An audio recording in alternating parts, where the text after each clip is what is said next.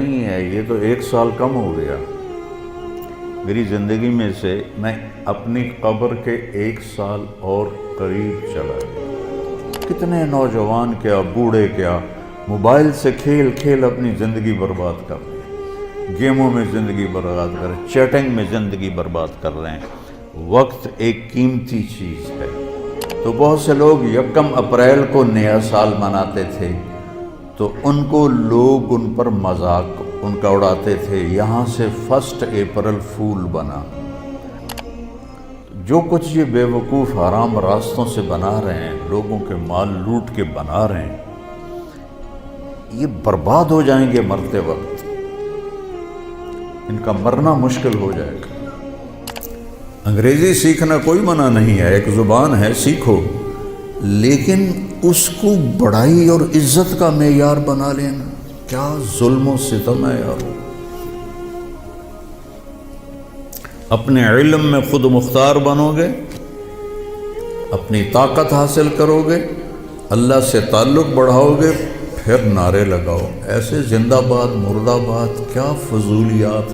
السلام علیکم ورحمۃ اللہ وبرکاتہ۔ الحمد للہ رب العالمین، والصلاة والسلام علی سیدنا و مولانا محمد وعلی آلہ واصحابہ اجمعین، اما بعد۔ اعوذ باللہ من الشیطان الرجیم، بسم اللہ الرحمن الرحیم۔ هو الذی جعل الشمس ضیاء والقمر نورا وقدرہ منازل لتعلموا عدد السنین والحساب وكل شيء فصلناه تفصیلا۔ وقال النبی صلی اللہ تبارک و تعالی علیہ وسلم،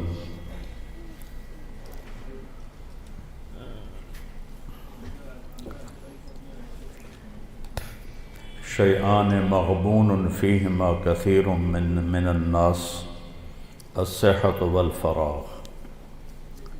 وقال النبی صلی اللہ تبارک و تعالی علیہ وسلم، الدنیا دار من لا دار له ومال من لا مال له ولها يجمع من لا عقل له، او کما قال صلی اللہ تبارک و تعالی علیہ وسلم۔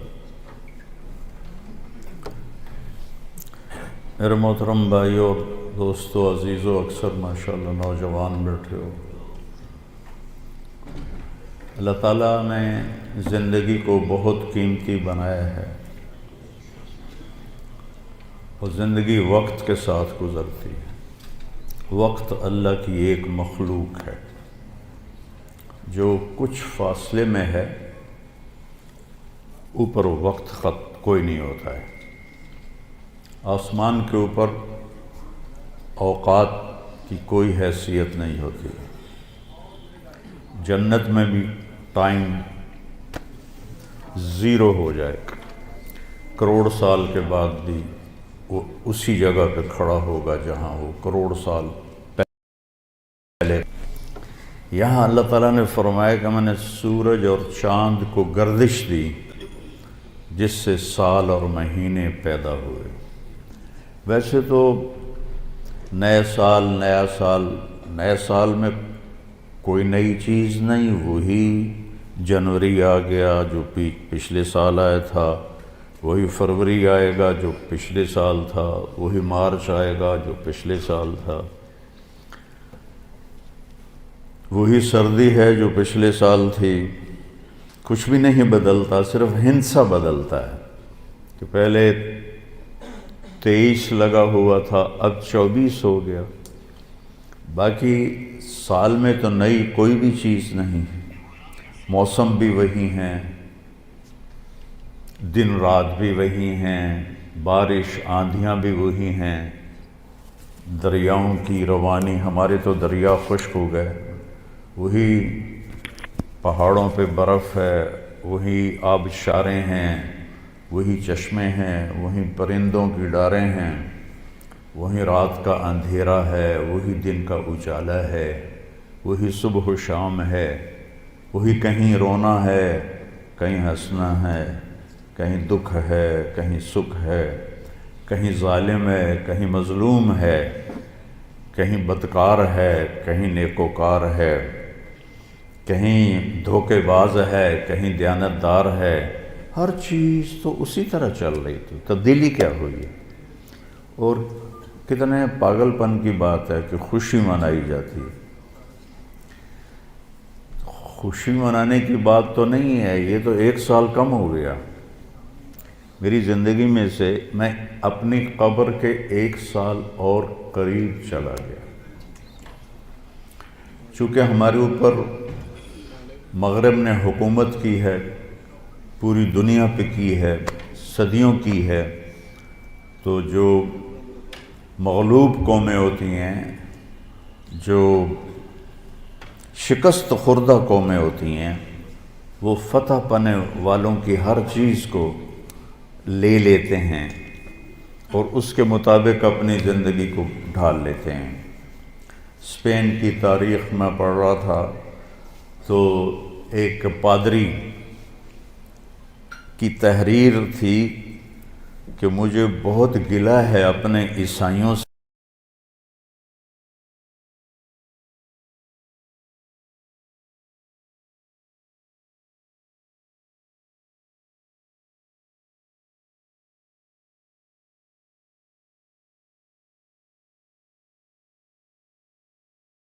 ہے کہیں خوشی منانے کی بات تو نہیں ہے، یہ تو 1 سال کم ہو گیا میری زندگی میں سے، میں اپنی قبر کے 1 سال اور قریب چلا گیا۔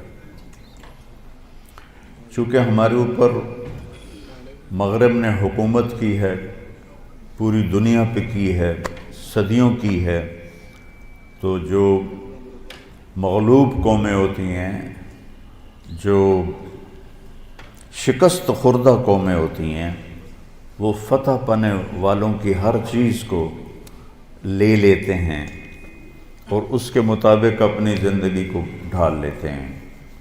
اسپین کی تاریخ میں پڑھ رہا تھا تو ایک پادری کی تحریر تھی کہ مجھے بہت گلہ ہے اپنے عیسائیوں سے کہ انہوں نے عربی لباس پہننا شروع کر دیا ہے، انہوں نے اپنی زبان چھوڑ کے عربی میں بولنا شروع کر دیا۔ اب جیسے ہماری نسل انگریزی میں بولتے ہیں، اردو میں بھی انگریزی شامل کرتے ہیں، پنجابی میں بھی انگریزی، بلکہ انگریزی بولنا ایک معیار بن گیا ہے۔ اس قدر حماقت ہے کہ معیار تو انسانیت ہے۔ اچھا انسان بڑا آدمی ہوتا ہے، انگریزی بولنے والا بڑا، انگریزی بولنے والوں نے تو ملک لوٹ لیا۔ بڑا انسان اپنی صفات سے بنتا ہے، بڑا مالدار اور چیز ہے اور بڑا انسان اور چیز ہے۔ ایک شخص بہت بڑا، یہ بہت بڑا آدمی ہے کیونکہ بہت زیادہ پیسے ہیں، یہ بڑا مالدار ہے، یہ بڑا آدمی نہیں ہے، یہ بڑا انسان نہیں ہے۔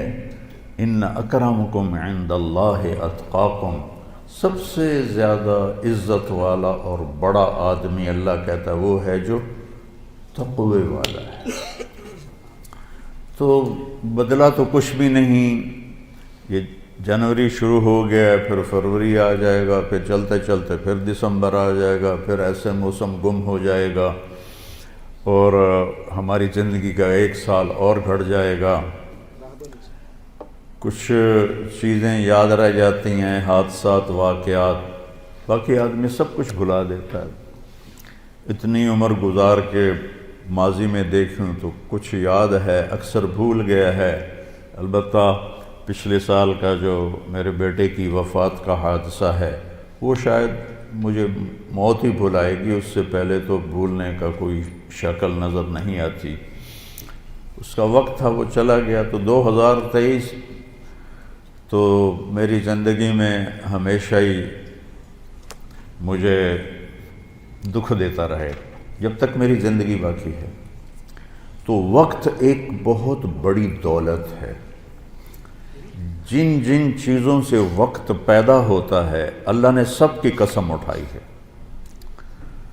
وقت زمین آسمان کے درمیان کی مخلوق ہے، تو والسماء والطارق، آسمان کی قسم، ستارے کی قسم، والنجم، ستارے کی قسم، ستاروں کی گردش سے وقت بنتا ہے، والشمس وضحاہا، سورج کی قسم، اس کی روشنی کی قسم، والقمر اذا تلاہا، چاند کی قسم، تو چاند اور سورج کی گردش سے وقت بنتا ہے، جو میں نے پہلے آپ کو خطبے میں آیت پڑھی کہ جس نے سورج کو ضیاء بنایا، ضیاء کہتے ہیں جو خود روشنی پیدا کرتا ہو، والقمر نورا، اور چاند کو نور بنایا جو کسی سے روشنی لے کر روشن ہوتا ہو، اس لیے ان دونوں میں اللہ نے فرق کیا، چاند کو ضیاء نہیں فرمایا، چاند کو نور فرمایا، سورج کو ضیاء فرمایا کہ ضیاء اپنی روشنی خود بنا رہا ہے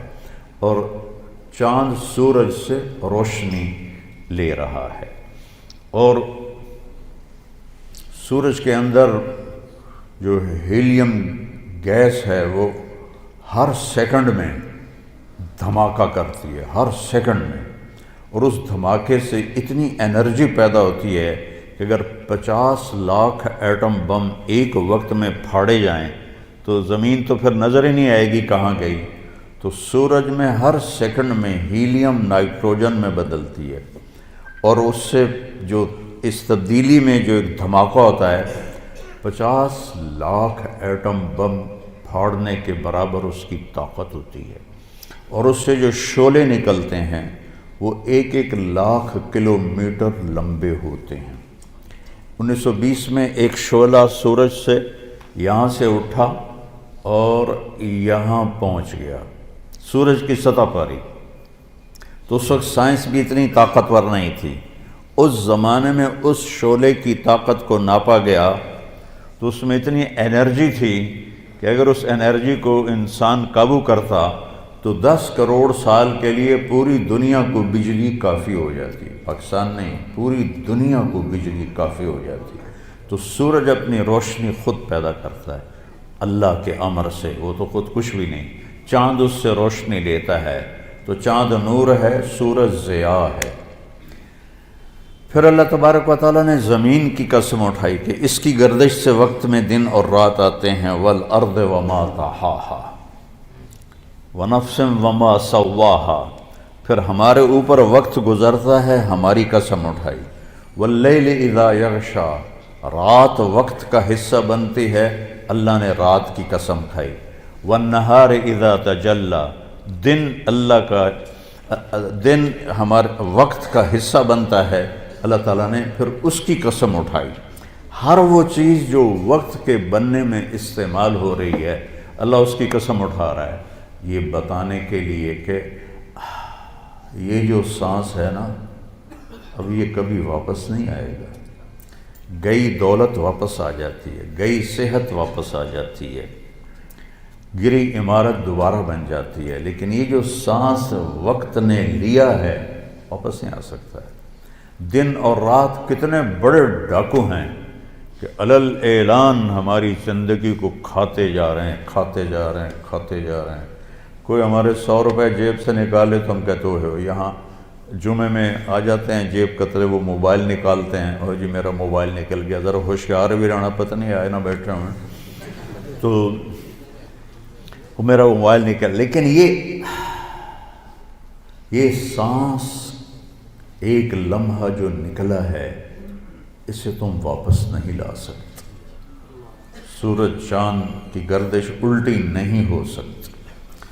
تو اس کی اہمیت بتانے کے لیے اللہ تعالیٰ نے ان ساری چیزوں کی قسم اٹھائی، والشمس وضحاها والقمر اذا تلاها والنہار اذا جلاها واللیل اذا یغشاها والسماء وما بناها والارض وما طحاها ونفس وما سواها، 7 چیزوں کی اکٹھی قسم اٹھائی ہے اللہ تعالیٰ نے، سورج کی قسم، چاند کی قسم، دن کی قسم، رات کی قسم، آسمان کی قسم، زمین کی قسم اور اے انسان تیری جان کی قسم کہ وقت نے تجھے گھیرا ہوا ہے اور تجھے کھینچ رہا ہے ہر ٹک ٹک ٹک یہ کلہاڑے کی طرح میری زندگی کے درخت کو کاٹ رہی ہے اور پتہ بھی نہیں چلتا، اور کسی کا کچھ پتہ نہیں کب اس کا وقت ختم ہو جائے۔ میں اپنے بارے میں تو سوچتا تھا کہ 70 سال کا ہو گیا ہوں تو اب میری زندگی مطلب جامن دا ویلا نیڑے ہی ہے، لیکن وہ عاصم پہ وقت آ گیا جو 36 سال کا نوجوان اور اتنا صحت مند کہ 30 کلومیٹر مسلسل دوڑنے کی طاقت تھی اس کے اندر، 30 کلومیٹر ایک سانس میں دوڑتا تھا، اور خانپور ڈیم کو 1 گو میں اس نے کراس کیا اور آر پار کیا۔ اس کے اوپر موت کا حکم آ گیا، تو کچھ پتہ نہیں ہے۔ مریض سسک رہا ہے یا اللہ موت دے دے، اور جوان مانگ رہا ہے یا اللہ زندگی دے دے، اس پہ موت آ جاتی ہے۔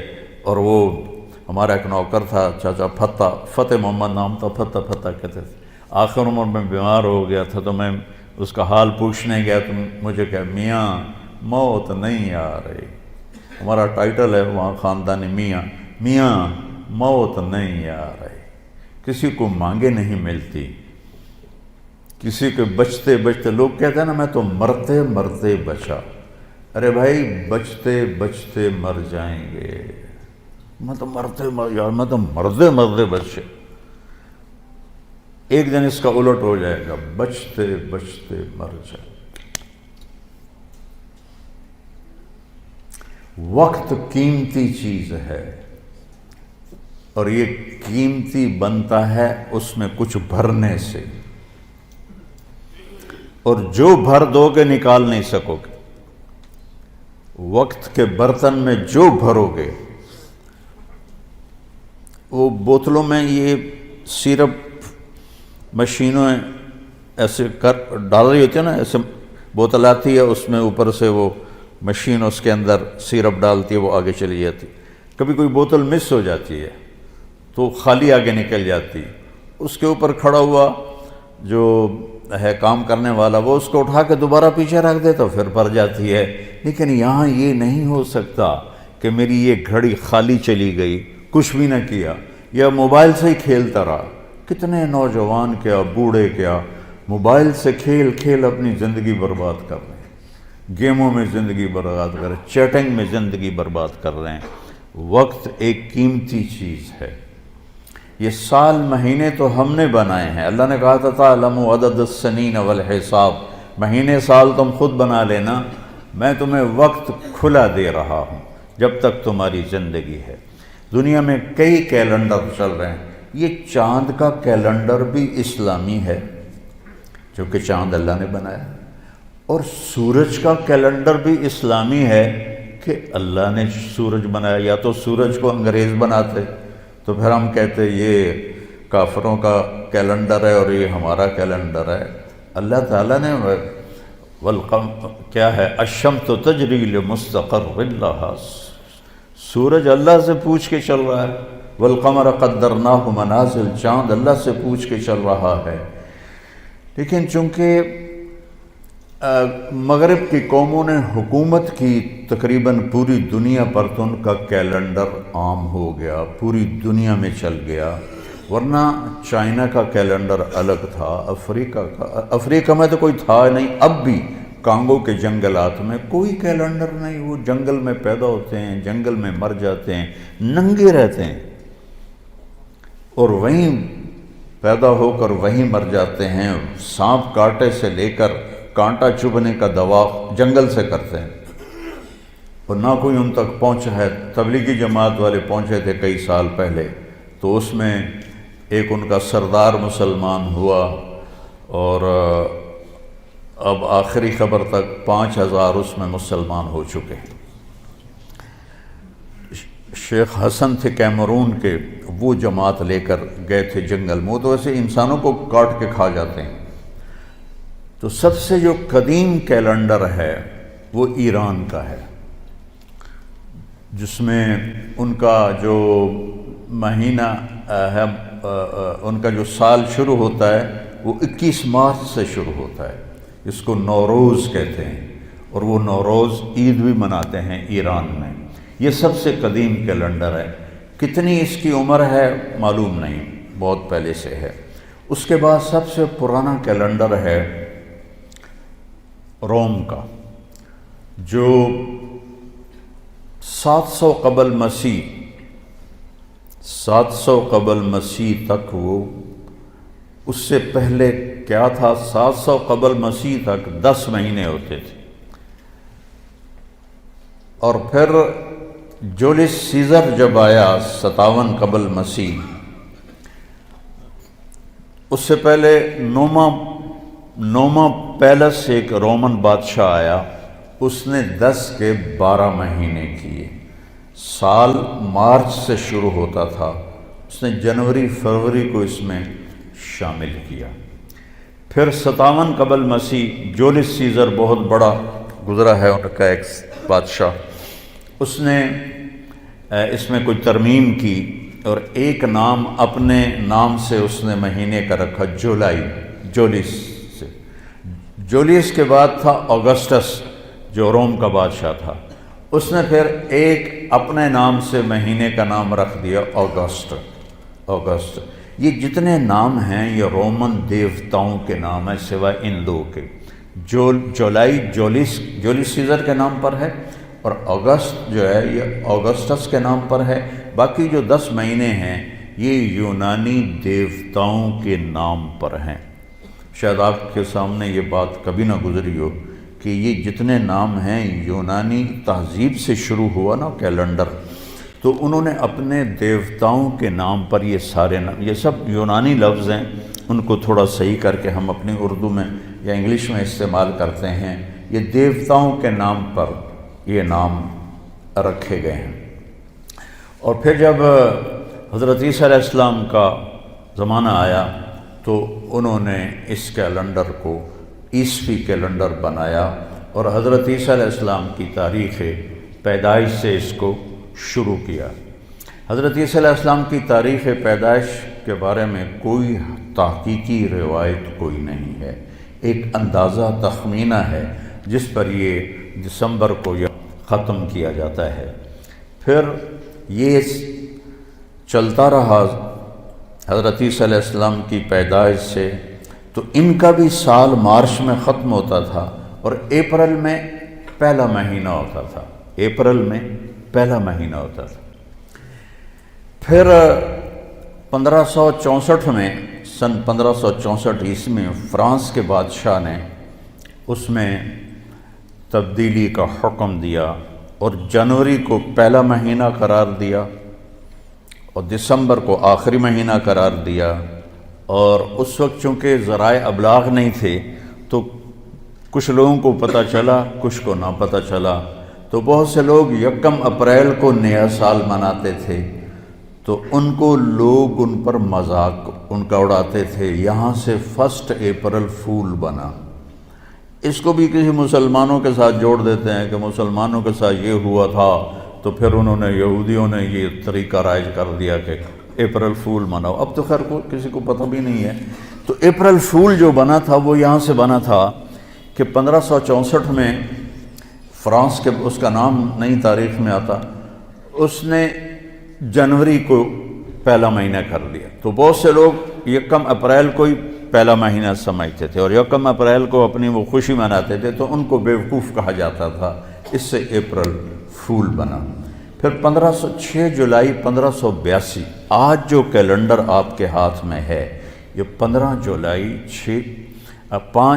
جولائی 1582 کو گریگورین اس کو کیلنڈر کہتے ہیں۔ گریگوری یہ پوپ تھا روم کا، اس نے 30 دن، 31 دن، 28 دن، لیپ سال میں 29 دن، یہ سارا سٹ کر کے یہ 1582 سے یہ کیلنڈر چلا آ رہا ہے۔ ایک کیلنڈر ہے جو ہمارے ہندوستان کا ہے، وہ ہے بکرمی کیلنڈر۔ اس کو مہاراجہ بکرما جیت تھا جو مدھیہ پردیش جو آج ریاست ہے، اس میں ایک شہر تھا اجین، وہاں کا وہ بادشاہ تھا اور ہندوستان اس نے سارا فتح کیا۔ 117 سال اس نے عمر پائی، اور یہ کالوں لوگ، کاسٹ ہے نا کالوں، یہ وکرما جیت کی اولاد ہیں، وہ کالوں تھا۔ اور اس نے اپنی پیدائش سے ہندی کیلنڈر شروع کیا۔ 102 قبل مسیح، حضرت عیسیٰ علیہ السلام کی پیدائش سے 102 سال پہلے وہ پیدا ہوا اور 15 عیسوی میں مرا، تو 117 سال اس نے گزارے۔ اور بہت نیک بادشاہ تھا، بہت رحم دل بادشاہ تھا، وہ لوٹتا نہیں تھا، لٹاتا تھا۔ ہمارے بادشاہ تو لوٹتے ہیں، لٹاتے نہیں ہیں۔ ان پاگلوں کو یہ نہیں پتا کہ پائی پائی کا حساب دینا ہوگا، ایک ایک پائی کا حساب دینا ہوگا، ایک ایک خیانت۔ ایک حدیث شریف میں آتا ہے کہ آپ نے فرمایا من المفلس، غریب کون ہے؟ کہا جی من لا درہم لہو، جس کے پاس پیسے نہ ہوگا نہیں۔ المفلس من امتی من یاتی یوم القیامہ بالحسنات امثال الجبال، سب سے غریب آدمی میری امت کا وہ ہے جو قیامت کے دن لائے گا نیکیاں پہاڑوں کی طرح۔ لیکن چکر باز تھا، اس کا مال لوٹا، اس کا مال لوٹا، اس کے پیسے دبائے، اس کی زمین پہ قبضہ کیا، اس کی زمین پہ قبضہ کیا۔ قبضہ مافیا پورے 4 صوبوں میں کام کر رہا ہے، تو ان زمینوں پہ قبضے کیے، پٹواری حاضر اور تحصیلدار حاضر، اوپر تک سب لائن حاضر ہوتے ہیں، سب کو جا رہا ہوتا ہے۔ کیسے دھوکے میں پڑے ہوئے ہیں یہ لوگ، یہ پاگل جانتے نہیں کہ جو ہی موت آتی ہے تو آدمی زیرو ہو جاتا، زیرو ہو جاتا۔ جو تو عاصم کی موت نے جھنجھوڑ دیا ہے، روزانہ اس کی قبر پہ جاتا تھا تو اس کے وہ تختی لگی دیکھ کے ایسے حیران ہو کے دیکھتا رہتا تھا، اور آنسو بھی نکلتے رہتے تھے، مٹی ہو گیا، مٹی ہو گیا۔ جو کچھ یہ بے وقوف حرام راستوں سے بنا رہے ہیں، لوگوں کے مال لوٹ کے بنا رہے ہیں، یہ برباد ہو جائیں گے مرتے وقت، ان کا مرنا مشکل ہو جائے گا۔ تو وہ کیا ہوگا؟ لوگ آئیں گے، یا اللہ اس نے میرا مال دبایا، اس نے میری زمین دبائی، اس نے میرے ساتھ یہ کیا، اس نے میرے ساتھ یہ کیا۔ کہ اچھا اتنی نیکیاں تو لے جا، اتنی تو لے جا، اتنی تو لے جا، اتنی تو لے جا، اتنی تو لے جا۔ ایسا ایسا ایسا ساری نیکیاں لوگ لے جائیں گے اور لوگوں کے حق باقی ہوں گے۔ کہیں گے یا اللہ ہم نے بھی اس سے لینا تھا، اب اس کی نیکیاں تو ہیں کوئی نہیں، تو اللہ تعالیٰ کہے گا انہوں نے جو گناہ کی ہیں اس کے سر پہ ڈالو۔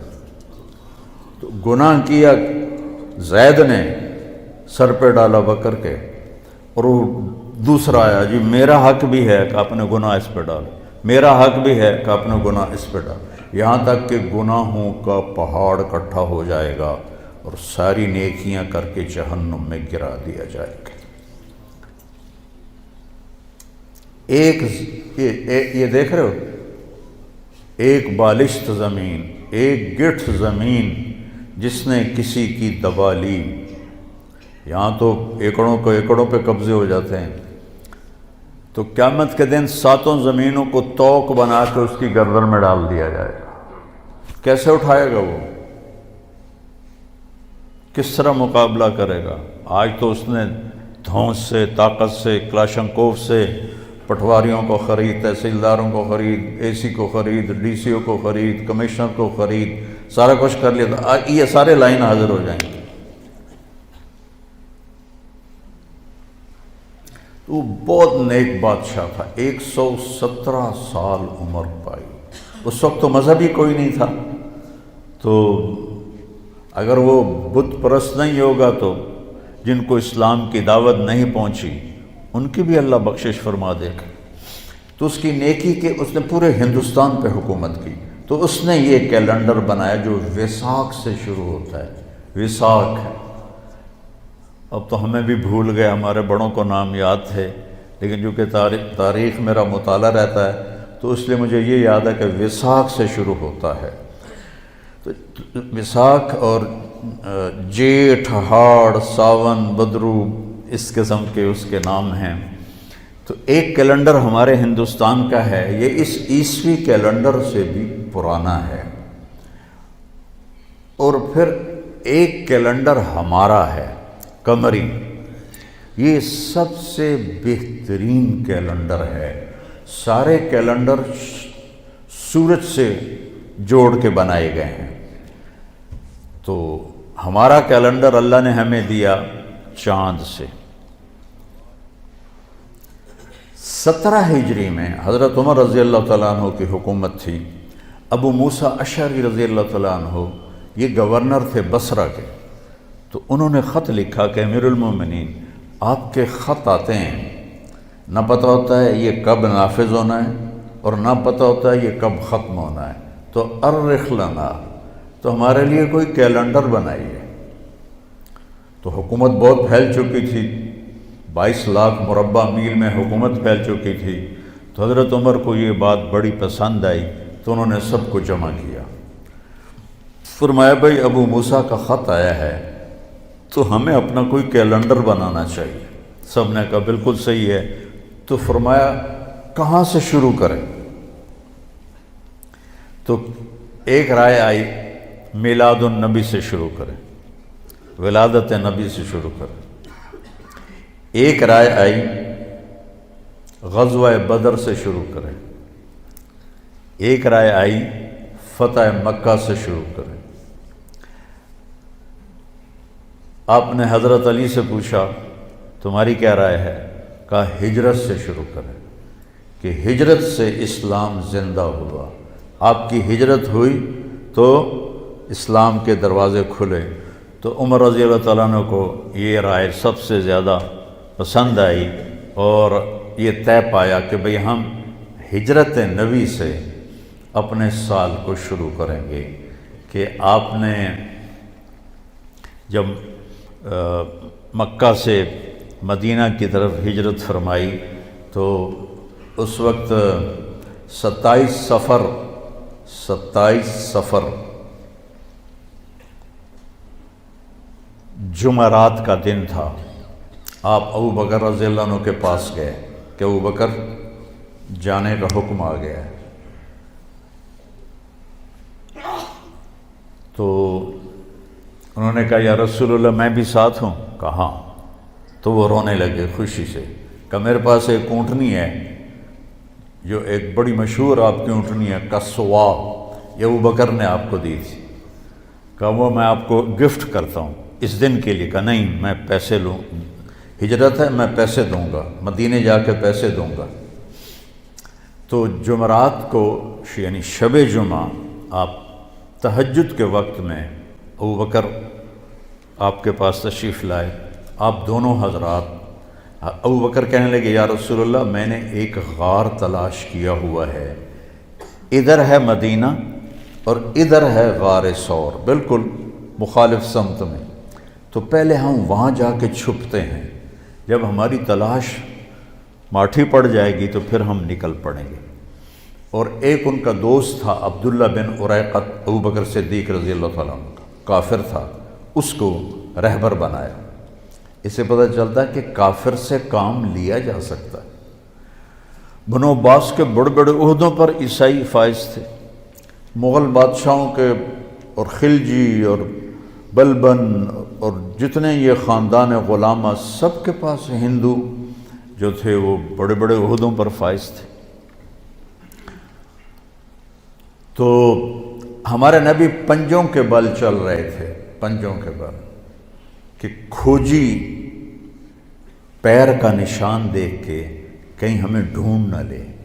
یہ آپ کو تو پتہ بھی نہیں ہوگا کھوجی کیا ہوتا ہے، ہم نے اپنے بچپن میں یہ سارا منظر دیکھا ہے، کچی سڑکیں ہوتی تھیں، چور چوری کر کے نکلتے تھے، تو کچھ لوگ ایسے ہوتے تھے جو پاؤں ایک دفعہ دیکھ لینا تو 100 میل تک اس کے پیچھے پہنچ جاتے تھے۔ ہمارے دادا کے چھوٹے بھائی کا اونٹ چوری ہو گیا، اور چوری ہو جانا ذمہ دار کے لیے بڑی ذلت کی بات تھی۔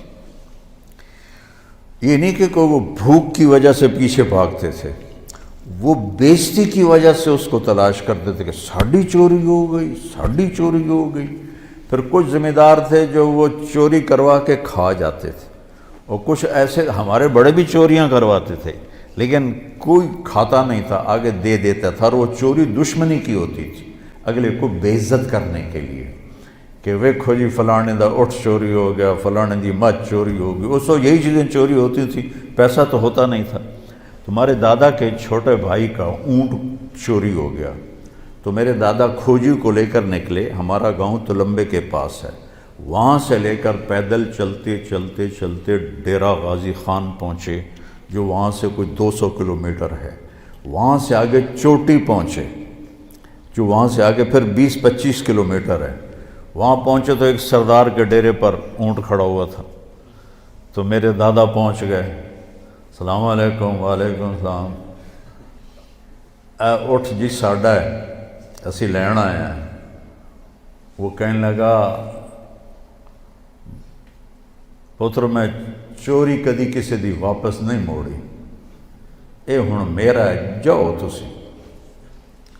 اب میرا دادا کہ ابھی منزل پہ پہنچ کے پانی نہ پاؤں تو اب وہ بیچارے پریشان، لڑ تو سکتے نہیں تھے، 4 آدمی، ایک کھوجی، 4 سے مراد کئی لوگ، اور یہ وہاں تو لڑ نہیں سکتے تھے، وہاں تو سارے رائفلوں والے تھے۔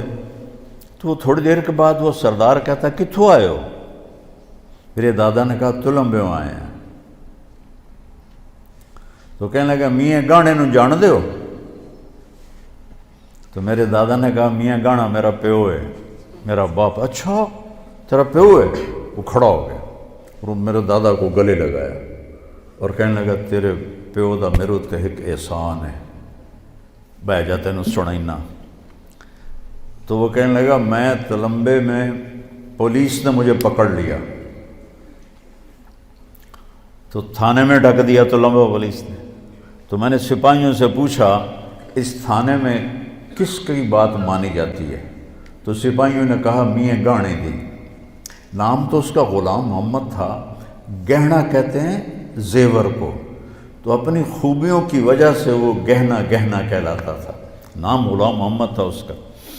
تو وہ کہنے لگا میں ایک سپاہی نو آکھیا بھی جا میاں گانے نو آکھ ایک پردیسی تیرے نال گل کردا ہے۔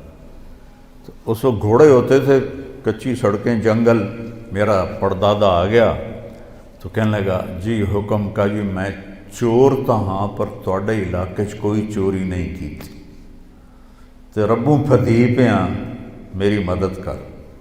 تو میرے پردادا نے تھانے دار سے کہا اس کو چھوڑ دو، اس نے چھوڑ دیا۔ ان کا تیرے پیو دا احسان ہے میرے اتے، اے اپنا اٹھ بھی لے جا تے ایک میرا بھی لے جا۔ تو وہ 2 اونٹ لے کر میرے دادا واپس پہنچے۔ تو وہ ایک بہت بڑی ذلت سمجھی جاتی تھی اس کا، یعنی چوری کا ہو جانا۔ پتہ نہیں ہے گل میں کیوں شروع کی تھی آئی؟ ہاں ہمارے نبی پنجوں پہ چل رہے تھے کہ کھوجی نہ پہنچ جائے۔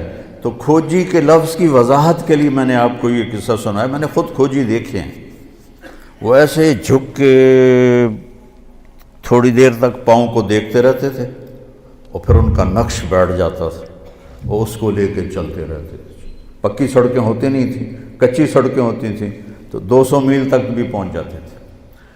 اور ابو بکر کبھی آگے چلتے کبھی پیچھے چلتے، کبھی آگے چلتے کبھی پیچھے چلتے۔ تو آپ نے فرمایا ابو بکر کیا کر رہے ہو؟ کبھی آگے ہو جاتے ہو کبھی پیچھے ہو جاتے ہو؟ کہ یا رسول اللہ جب مجھے ڈر لگتا ہے کہ آگے کوئی چھپا ہوا ہوگا وار نہ کر دے تو میں آگے ہو جاتا ہوں تاکہ میرے اوپر آئے، آپ پہ نہ آئے، اور جب مجھے خیال آتا ہے کوئی پیچھے سے حملہ نہ کر دے تو پھر میں آپ کے پیچھے ہو جاتا ہوں کہ جب دشمن وار کرے تو میرے اوپر کرے، آپ پہ نہ کرے۔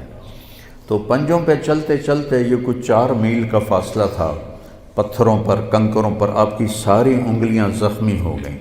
تو جب پہاڑ پہ چڑھنے کا وقت ہے تو ایسا پہاڑ ہے جنہوں نے دیکھا ہوا ہے سیدھا، تو آپ پاؤں کی تکلیف کی، انگلیوں کی تکلیف کی وجہ سے چڑھ نہ پائے۔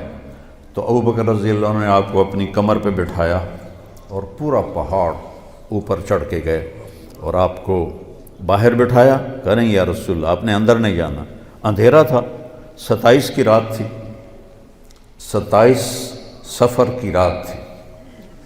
اندر گئے، ٹٹول کے جتنے سوراخ تھے نا پتھروں سے بند کیے، پھر سوراخ باقی تھے، اپنی پگڑی کو اتارا اور پھاڑ کے سوراخ بند کیے، پھر سوراخ باقی تھے تو آپ نے کرتے کو اتارا اور پھاڑ کے سوراخ بند کیے۔ ایک سوراخ باقی رہ گیا، یہ وہ تھا جس میں سانپ تھا۔ تو بعض علماء نے یہ بات کہی ہے کہ وہ سانپ جو ڈنگ مار رہا تھا وہ اس لیے نہیں مار رہا تھا کہ بھئی سانپ ہونے کی وجہ سے میں ڈس رہا ہوں، وہ ڈنگ مار رہا تھا کہ پیر پر اگر میں بھی نبی دی زیارت کر لی، وہ اس لیے ڈنگ مار رہا تھا کہ میں نبی دی زیارت کرنی۔ تو جب تھوڑا سا اجالا ہوا تو آپ نے دیکھا ابو بکر ننگے بیٹھے ہوئے تھے، اوپر سے کرتا بھی کوئی نہیں، پگڑی بھی کوئی نہیں۔ تو آپ نے کہا ابو بکر یہ کیا ہوا، کتنے کہ تیرا چولا تیری پگڑی؟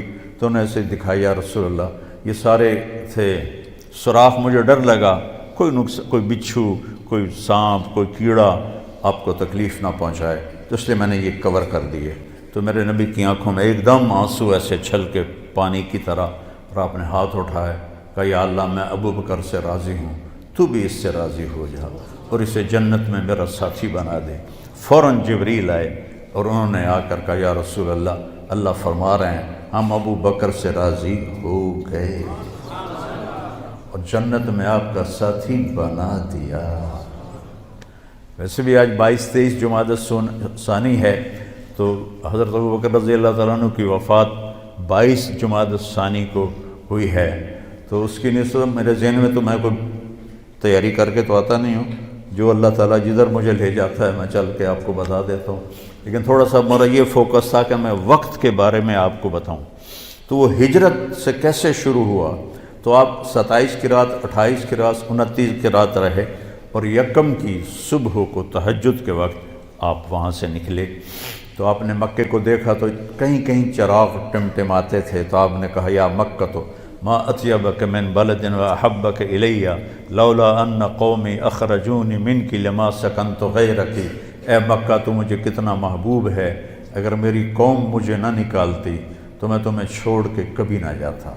اور آپ نے وہاں سے سفر شروع کیا، اور 8 ربیع الاول کو آپ قباء میں پہنچ گئے، قباء میں، اور 22 ربیع الاول کو پھر آپ مدینہ میں داخل ہوئے، اور جمعے کا دن تھا، اور آپ نے مدینہ سے پہلے مسجد تھی جس کو آج کل مسجد جمعہ کہتے ہیں، تو جہاں بنو سالم آباد تھے وہاں آپ نے جمعہ کی نماز پڑھائی اور خطبہ دیا، اور اس میں عبداللہ بن سلام بہت بڑے یہودی عالم تھے بنو قینقاع کے، وہ آئے سننے۔ تو آپ نے اس میں ایک جملہ فرمایا جو انہوں نے سن کر کہا کہ یہ نبی کے سوا ایسا خوبصورت کلام کوئی نہیں بول سکتا کہ افشوا السلام وَأَطْعِمُوا الطَّعَامَ وَصِلُوا الْأَرْحَامَ وَصَلُّوا بِاللَّيْلِ وَالنَّاسُ نِيَامٌ تَدْخُلُوا الْجَنَّةَ بِالسَّلَامِ۔ الفاظ کی موسیقی دیکھیے آپ، سلام پھیلاؤ،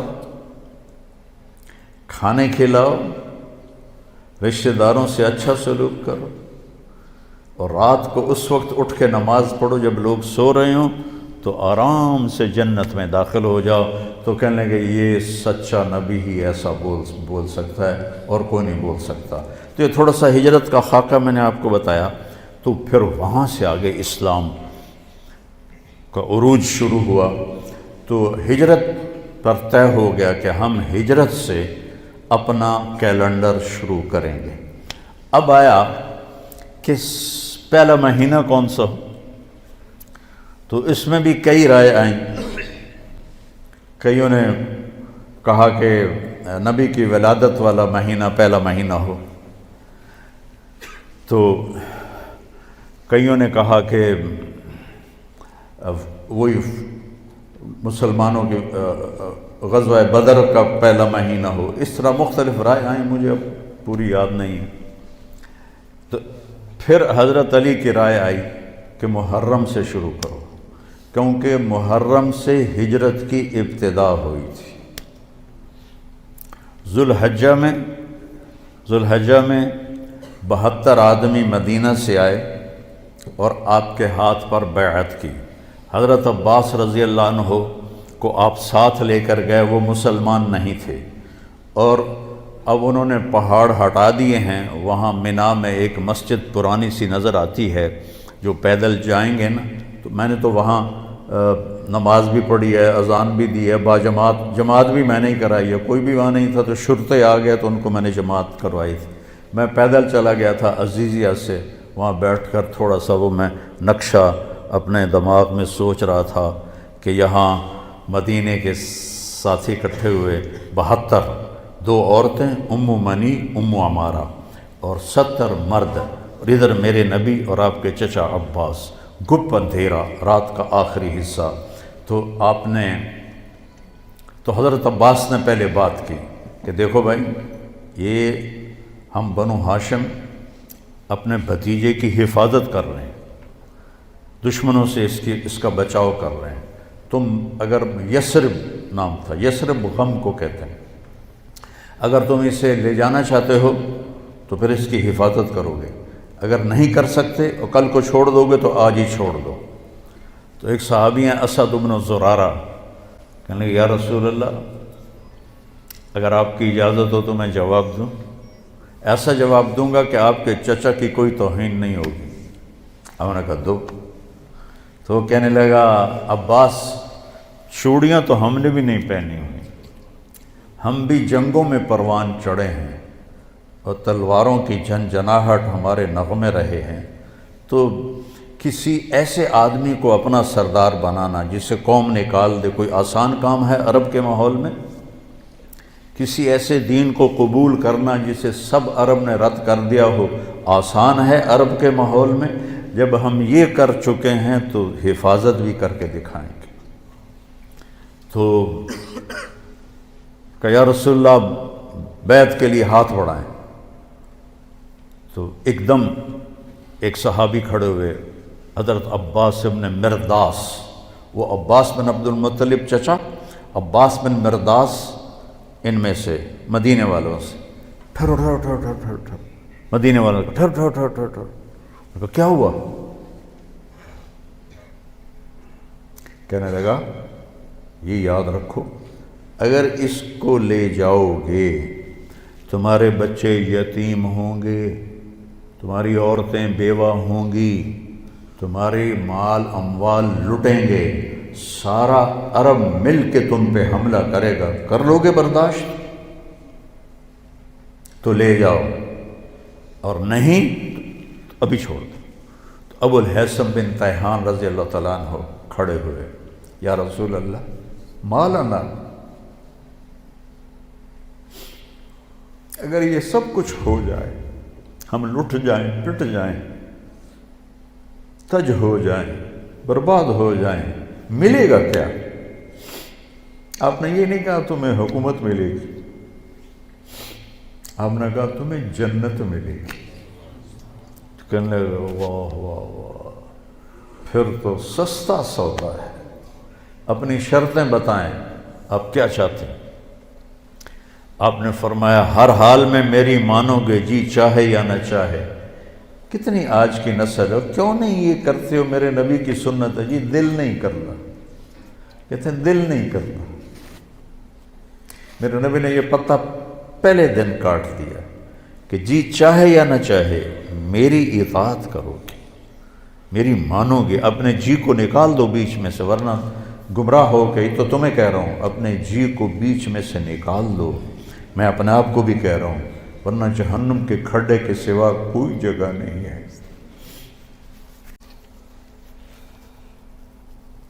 اپنے نبی کی زندگی پڑھو تو تمہیں پتہ چلے کہ کیا احسان کر گئے اپنی امت پر، وہ کتنا رو کے گئے اپنی امت کے لیے۔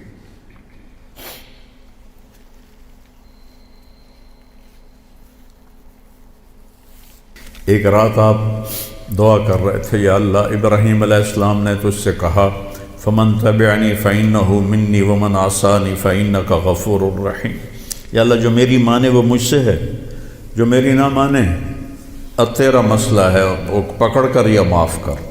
اور یا اللہ عیسیٰ علیہ السلام نے کہا تھا ان تعذبہم فإنہم عبادک وَإِن تَغْفِرْ لَهُمْ فَإِنَّكَ أَنْتَ الْعَزِيزُ الْحَكِيمُ۔ یا اللہ تو معاف کر، تیری مرضی، پکڑ کر تیری مرضی، چوائس دے دی۔ وہ کہا یا اللہ میں صرف ایک ہی بات کرتا ہوں، امتی امتی، میں یہ نہیں کہتا ہوں کہ پکڑ یا چھوڑ، میں کہتا ہوں معاف کر معاف کر معاف کر۔ اور آپ کی دھاڑیں نکل گئیں تو جبریل آئے، اللہ نے بھیجا، میرے حبیب آپ کیوں رو رہے ہیں؟ اللہ کو تو پتہ تھا کیوں رو رہے ہیں، آپ تک بات پہنچانی تھی کہ جبریل مجھے میری امت کا غم رلا رہا ہے، ہم پیدا بھی نہیں ہوئے تھے اور وہ ہمارے لیے رو رہے تھے، تو کوئی گنجائش ہے کہ امن کے طریقے کو چھوڑ کر کسی اور طرف جائیں؟ نیا سال آ گیا ہے، سال تو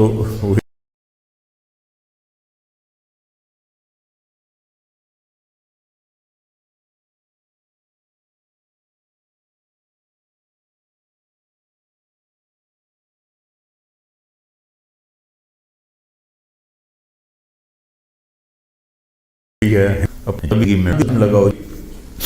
تو اللہ نے آ کے جبریل نے کہا یا رسول اللہ، اللہ فرما رہے ہیں ہم آپ کو آپ کی امت کے بارے میں خوش کرتے۔ فرمایا تطیعوننی فی المنشط والمکرہ، جی چاہے یا نہ چاہے میری مان کے چلو گے۔ تنفقون علی فی العسر والیسر، تنگی اور فراخی میں میرے اوپر مال خرچ کرو گے، میری حفاظت کرو گے جیسے اپنے بچوں کی کرتے ہو، بھلائی کو پھیلاؤ گے، برائی کو مٹاؤ گے، اللہ کے راستے میں جہاد کرو گے، لوگوں کی لان تان سن کر اللہ کی اطاعت سے نہیں ہٹو گے، لوگوں کی لان تان، لوگ تانے دیں گے، کیا کیا کہیں گے۔ میں جب آج سے 52 سال پہلے جب میں اللہ نے مجھے میڈیکل سے موڑا اور میں نے مدرسے میں جانے کا کہا تو پورا خاندان 6 مہینے صرف میں ٹارگٹ ہوتا تھا، گالیاں تانے، رائمنڈ والوں کو گالیاں، مولویوں کو گالیاں، مجھے گالیاں، میں تو ان کی اولاد تھا پھر مجھے بھی گالیاں، کہ پرواہ نہیں کرو گے، ڈٹ کے چلو گے، جم کے چلو گے۔ تو نے کہا جی اور کچھ؟ کہ بس اور کچھ نہیں، کہ ہاتھ بڑھائیں۔ تو آپ نے ہاتھ بڑھایا تو 2 صحابہ نے پہل کے لیے دوڑ لگائی، ایک برا بن معرور، ایک ابو الحسن بن تیہان۔ تو بعض محدثین فرماتے ہیں کہ برا بن معرور کا ہاتھ پہلے پڑا، اور بعض فرماتے ہیں ابو الحسن بن تیہان کا ہاتھ پہلے پڑا، اور میری رائے میں بھی یہی ہے کہ ابو الحسن بن تیہان وہ پہلے ان کا ہاتھ لگا، چونکہ انہوں نے پھر اس کے بعد ایک دم کہا یا رسول اللہ ایک بات ابھی بتا دیں، کل اللہ آپ کو فتح دے، عرب آپ کے تابع ہو تو آپ ہمارا شہر چھوڑ کے مکہ تو واپس نہیں جائیں گے؟ یہ ابو الحسن نے کہا، تو آپ مسکرائے، کہا میرا جینا بھی تمہارے ساتھ ہے اور میرا مرنا بھی تمہارے ساتھ ہے۔ جب مکہ فتح ہوا تو آپ صفا پہاڑی پہ کھڑے ہو کر نا آپ نے لمبی دعا کی، تو انصار مدینہ آپس میں نا سرگوشیاں کرنے لگے، اخذتہ الرأفۃ ببلدہ، لگتا ہے اللہ کے نبی کو اپنے شہر کی محبت نے پکڑ لیا ہے اور شاید اب یہ مدینہ نہیں واپس جائیں گے۔ تو جبریل آئے، یا رسول اللہ انصار بدگمان ہو رہے ہیں، عشق بدگمان کر دیتا ہے، عشق کی زیادتی بدگمان کر دیتی ہے، چاہے وہ نبی کے ساتھ ہی کیوں نہ ہو۔ تو انصار بدگمان ہو گئے، تو آپ ایسے ہاتھ اٹھائے ہوئے تھے تو آپ نے ایک دم ایسے کہا یا معاشر الانصار ما اسمی اذن۔ پڑھا کرو یہ کہانیاں، تم پتہ نہیں کیا دیکھتے رہتے ہو، کیا سنتے رہتے ہو، کیا کرتے رہتے ہو، زندگی جیسی دولت کو ضائع کرتے ہو، زندگی جیسی دولت، ایک ایک پائی پہ لڑتے ہو، اور زندگی جیسا سرمایہ برباد کرتے. اے انصار کی جماعت، جانتے ہو میں کون ہوں؟ انا محمد بن عبداللہ، انا رسول اللہ، میں محمد میں اللہ کا رسول. میں تمہیں بول دے چکا ہوں، میرا مرنا بھی تمہارے ساتھ ہے، میرا جینا بھی تمہارے ساتھ. تو سارے انصار رونے لگے گا، یا رسول اللہ، محبت کی شدت کی وجہ سے بدگمانی پیدا ہوئی ہے، کوئی ایمان کی کمزوری کی وجہ سے نہیں. تو آپ نے فرمایا اللہ اس کا رسول تمہارا عذر قبول کرتے. سبحان اللہ، اللہ اس کا رسول تمہارا عذر قبول کرتے.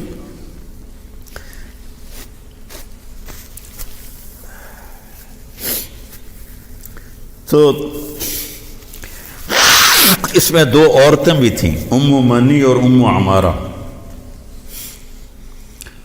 تو وہ آئیں ہاتھ بڑھانے، تو ہم نے کہا نہیں، تمہاری بیعت زبان سے ہے. تو عبداللہ بن رواحہ کھڑے ہو گئے، یا رسول اللہ حملہ کر دیں مکے پر؟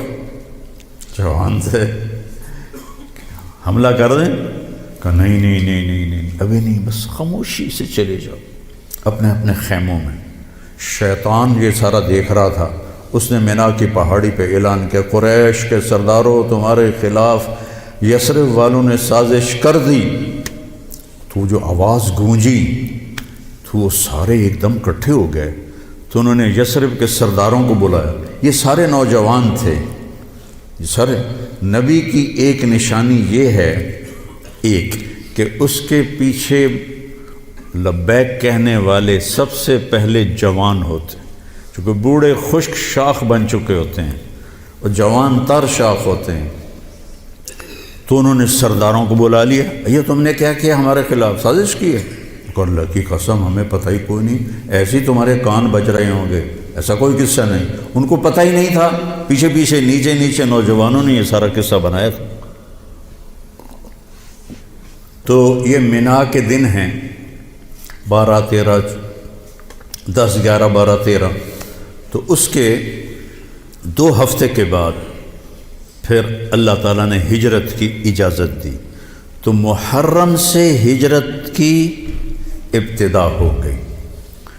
تو آپ نے فرمایا چونکہ ہجرت کی ابتدا تو محرم سے ہے، ہمارے نبی نے ہجرت کی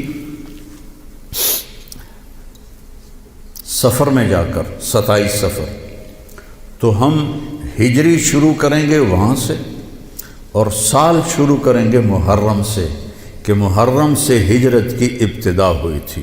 اور حاجی حج کر کے واپس جاتے ہیں تو محرم پہلا مہینہ بنتا ہے. تو لہٰذا ہمارا جو سال بنا وہ بنا محرم سے شروع ہوگا، اور اس کی جو سال کی جو انتہا ہے، ابتدا، وہ ہجری سے ہوگی. اور صحابہ اجازت لے رہے تھے، جا رہے تھے. ابوبکر صدیق نے اجازت مانگی تو آپ نے انکار کر دیا. تو کہا یا رسول اللہ میں آپ کے ساتھ جاؤں گا؟ آپ نے کہا ہاں. حضرت عمر رضی اللہ عنہ نے اجازت مانگی، آپ نے دے دی. تو حضرت عمر رضی اللہ تعالیٰ عنہ نے زرہ پہنی، تلوار سجائی اور بیت اللہ کا طواف کیا، اور جہاں سارے قریشی بیٹھے تھے وہاں کے کھڑے ہو گئے. کہا بھائی جو یہ چاہتا ہو کہ اس کی بیگم بیوہ ہو جائے، بچے یتیم ہو جائیں، تو یہ میں مکہ چھوڑ کے جا رہا ہوں، جس مائی کے لال میں طاقت آئے اور مجھے روک کے دکھائے. ایک بھی نہیں اٹھا، ایک بھی نہیں اٹھا. سارے سہم گئے، دبک گئے. میرے نبی سے زیادہ دلیر تھے حضرت عمر، آپ چھپ کے گئے. حضرت عمر کا فعل سنت نہیں بننا تھا، میرے نبی کا فعل سنت بننا تھا. کمزوری کے وقت میں کیا کرنا ہے ہمیں طریقہ سکھانے کے، ورنہ جبریل ایسے براق پہ بٹھاتے اور جا کے مدینے اتار دیتے. امت کو سبق دینا تھا، جب تم کمزور ہو تو پھر اس وقت تم نعرے بازی نہ کرو، اپنی طاقت کو حاصل کرو. نعروں سے بھی کبھی کوئی قوم فتح ہوتی. اور بد دعاؤں سے بھی کبھی کوئی قوم برباد ہوتی، ہمارے جیسوں کی بد دعائیں. تو اپنی اصلاح کمزوری کے وقت میں وہ کرو جو میرے نبی نے کر کے دکھایا. کمزوری کے وقت میں وہ نہ کرو جو بدر میں انہوں نے کر کے دکھایا. اس وقت سارا باطل ہم پر چھایا ہوا. ہمیں تو ایک جہاز کا پرزہ بھی بنانا نہیں آتا، تو وہ کتنے بے وقوف ہوں گے جو کہیں ہم کو ذرا پرزہ دے ہوئے جو توڑو تے ہی بم سٹنا ہے. کیا خیال ہے دیں گے وہ؟ جب تک ہم اپنے وسائل پہ، جب تک ہم اپنے علم میں، دیکھو چائنا والوں نے جا کے انگلینڈ میں علم نہیں سیکھا، امریکہ میں علم نہیں سیکھا. ہمارا ہر محکمہ، چاہے وہ فوج ہو چاہے وہ سول ہو، امریکہ جا رہے ہیں، انگلینڈ جا رہے ہیں سیکھنے کے لیے. ارے دشمن بھی کبھی سکھائے گا کچھ؟ ہم خود تراشتے ہیں منازل کے سنگ میل، ہم وہ نہیں ہیں جن کو زمانہ بنا گیا. جاپان نے کوئی جا کے انگریزی سیکھی تھی، چائنا نے انگریزی سیکھی تھی. انگریزی سیکھنا کوئی منع نہیں ہے، ایک زبان ہے، سیکھو، لیکن اس کو بڑائی اور عزت کا معیار بنا لینا کیا ظلم و ستم ہے یار.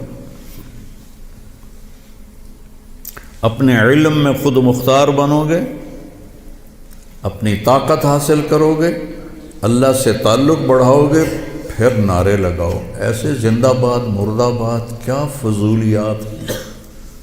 مسجدوں میں اتنا شور مچ جاتا ہے، زندہ باد مرد آباد.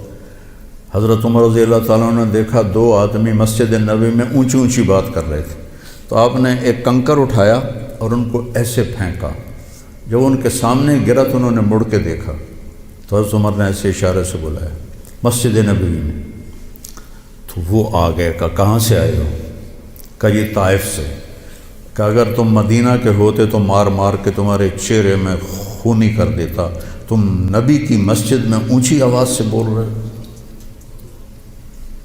یہاں یہ ساری مسجدیں مسجد نبوی سے جڑی ہوئی ہیں، بیت اللہ سے جڑی ہوئی. ان میں نعرے کبھی زندہ باد کبھی مرد آباد. یہ کیا امت نے طریقہ اپنا لیا ہے.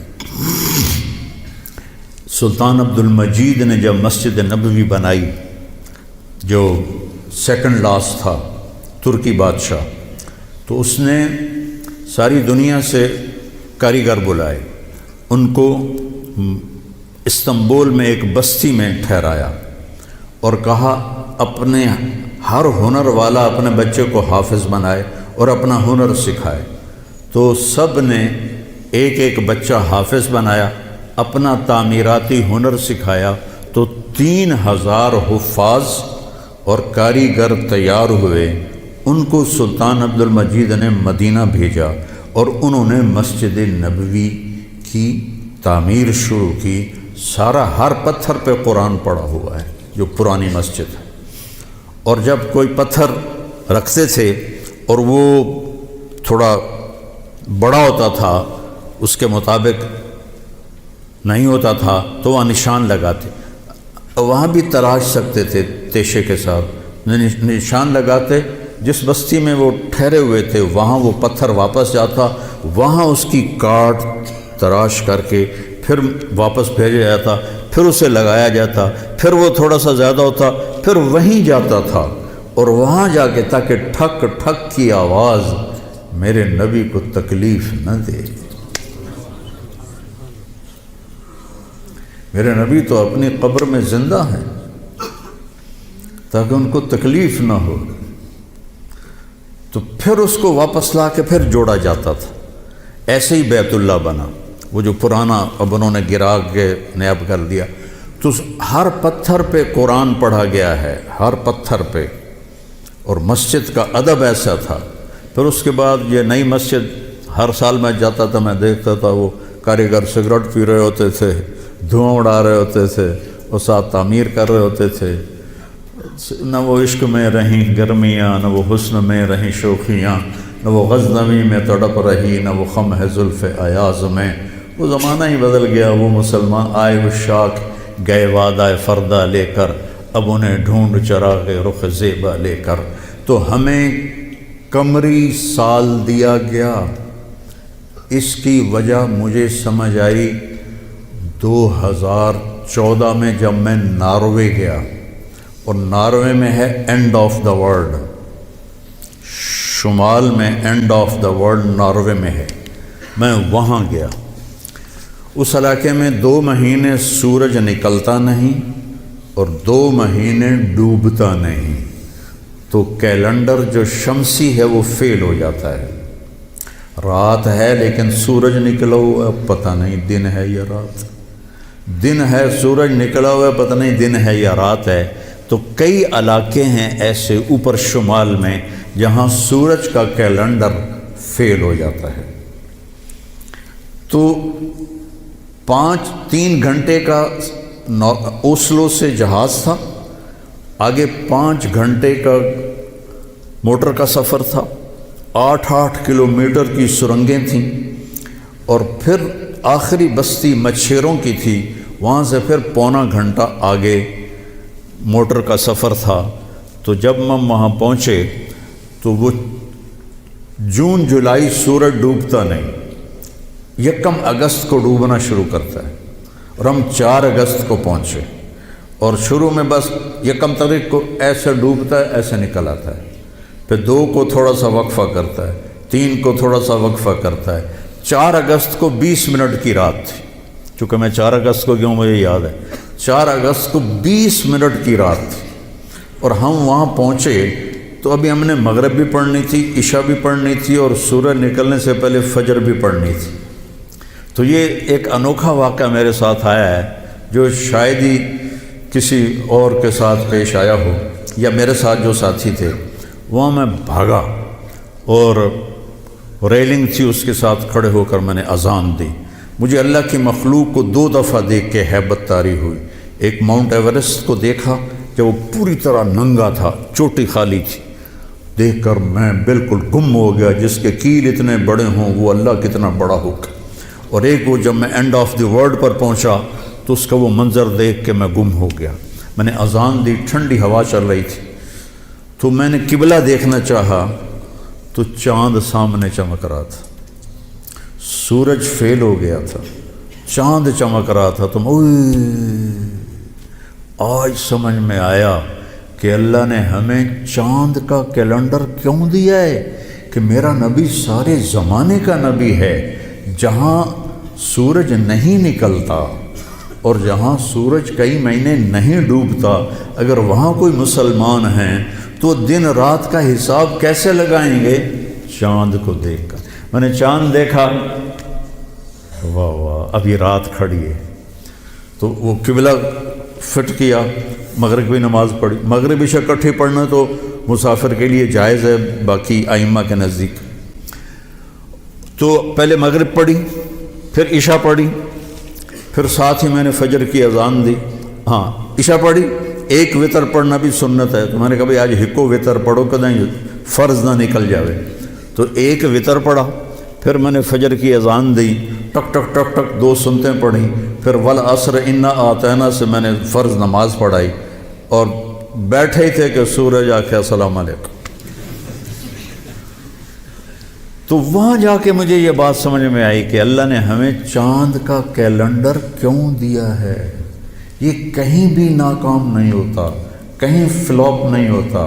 سورج کا کیلنڈر کتنی جگہ ہیں دنیا میں جہاں فلاپ ہو جاتا ہے، ناکام ہو جاتا ہے۔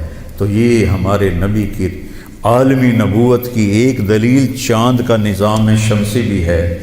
تو بھائیو میں بہت ساری باتیں وقت کے متعلق بتا گیا، کہنا تو یہ تھا کہ ہندسہ بدلا ہے تو اپنے آپ کو بھی بدلیں، توبہ کریں اپنے رب کی بارگاہ میں، اور گناہوں سے توبہ کریں۔ پتہ نہیں کب عاصم کی طرح کس کو موت اٹھا کے لے جائے، تو نہ جانے بلا لے پیا کس گھڑی، تو کیا کیا کرے گی کھڑی دن کے دن، نہ جانے بلا لے پیا کس گھڑی، پتہ نہیں کب موت کا ڈنکا بج جائے۔ تو بھائیو اس سے پہلے توبہ کرو، اپنے رب کی بارگاہ میں جھکو، فرائض ادا کرو، 5 نمازیں پوری پڑھو، جھوٹ نہ بولو، سچ بولو، دھوکہ نہ دو، دیانتداری سے چلو، بدکاری نہ کرو، نکاح کرو۔ یہ نشے نہ کرو، حلال پیو، حلال کھاؤ، حرام نہ کماؤ، حلال کماؤ، ماں باپ زندہ ہیں تو ان کے آگے اف بھی نہ کرو، بیوی بچوں سے حسن سلوک رکھو، روب جمانا نہیں۔ ماں باپ سے کہتا ہوں اولاد کی عزت کرو، اولاد کو عزت دو، انہیں ڈانٹ ڈپٹ سے نہ چلاؤ، پیار سے چلاؤ۔ اولاد سے کہتا ہوں ماں باپ کے آگے اف بھی نہ کرو کہ وہ تمہاری جنت ہیں، وہ تمہاری جنت کے دروازے ہیں، اور اپنی کمائیوں میں حلال رکھو۔ ایک دوسرے سے لڑے ہوئے ہو تو صلح کر لو، کہ اللہ پاک کو آپس کا لڑنا بالکل پسند نہیں ہے۔ اور اب یہ سیاست کا بازار گرم ہو رہا ہے، یہ نیری منافقت ہے، منافقت کے سوا کچھ نہیں ہے، اس سے دور ہی رہو تو اچھا ہے۔ اور اگر کہیں کوئی سیاست کا کسی کو شوق ہے تو پھر اپنے مخالف کی بدخوئی نہ کرے، اس کی برائی نہ کرے، اس کو گالیاں نہ دے، اس کو برا بھلا نہ کہے، ورنہ اپنی آخرت خراب کرو گے۔ یہ ایم این اے ٹکے ٹکے بک رہے ہیں تو ان کی کیا حیثیت؟ آج کل کے وزیروں کو کون پوچھا؟ وزیر اعظم کو کوئی نہیں پوچھتا تو وزیروں کو کس نے پوچھنا؟ جب میں لاہور پڑھتا تھا تو مغربی پاکستان ہوتا تھا، ایک صوبہ، اور اس کا گورنر تھا امیر محمد خان اکیلا، اور پورے مغربی پاکستان کے 11 وزیر تھے۔ ان کا روب بھی تھا، ان کے پاس پاور بھی تھی، ان کا پروٹوکول بھی تھا، وہ دیانتدار بھی تھے۔ کیا کریں، اپنے اوپر ہی روئیں، آنسو بہائیں۔ تو بھائی توبہ کرتے ہو سارے؟ کہو میرے ساتھ، یا اللہ میری توبہ، پھر کہو یا اللہ میری توبہ، پھر کہو یا اللہ میری توبہ۔ انشاءاللہ ہماری توبہ قبول ہوگی، اور اگر کبھی ٹوٹ جائے پھر توبہ کر لینا، اللہ پھر معاف کر دے گا انشاءاللہ۔